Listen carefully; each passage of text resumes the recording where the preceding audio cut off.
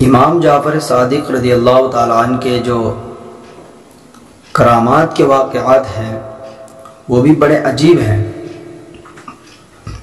ایک مرتبہ کا واقعہ ہے کہ خلیفہ منصور کے دربار میں کچھ لوگوں نے، چغل خوروں نے آپ کے بارے میں شکایت کی۔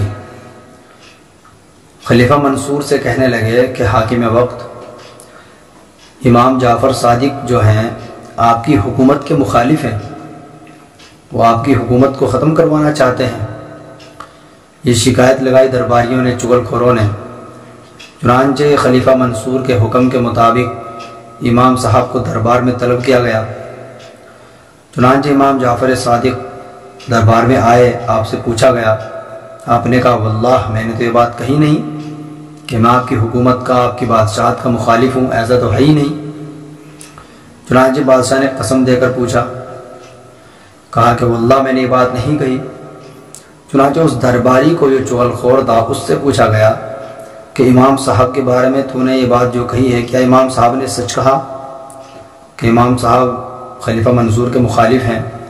اس دربار نے کہا کہ اس خدا کی قسم، اس معبود کی قسم جس کی سب عبادت کرتے ہیں، جس کی ساری دنیا میں خدائی ہے، جس کے علاوہ کوئی معبود نہیں، اس کی قسم کھا کر کہتا ہوں۔ چنانچہ یہ چغل خور درباری قسم کھا ہی رہا تھا، امام صاحب نے اس کو روکا کہ رک، قسم میں کھلواتا ہوں۔ امام صاحب نے اس کو کہا کہ میں اللہ کی پناہ سے ہٹ کر اپنے کرتوت کی وجہ سے قسم کھا کر کہتا ہوں کہ امام صاحب نے یہ بات کہی ہے اور یہ منصور خلیفہ کے مخالف ہیں۔ چنانچہ اس نے پہلے تو شک کیا اس قسم کو کھانے میں، پھر اس نے وہ قسم کھا لی۔ جیسے ہی اس نے یہ قسم کھائی، امام صاحب کے خلاف دربار میں بولا، جھوٹی گواہی دی اور جھوٹی قسم بھی کھا لی۔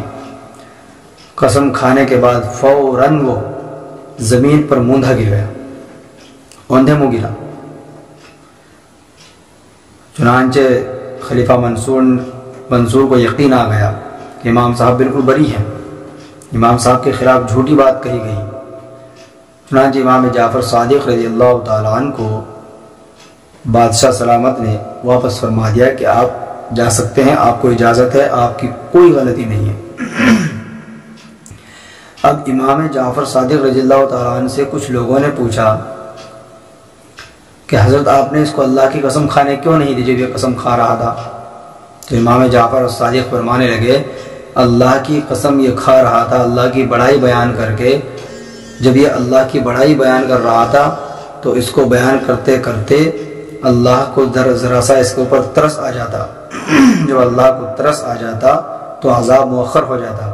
میں نے اس کو یہ قسم دی ہے تاکہ عذاب یک دم آئے۔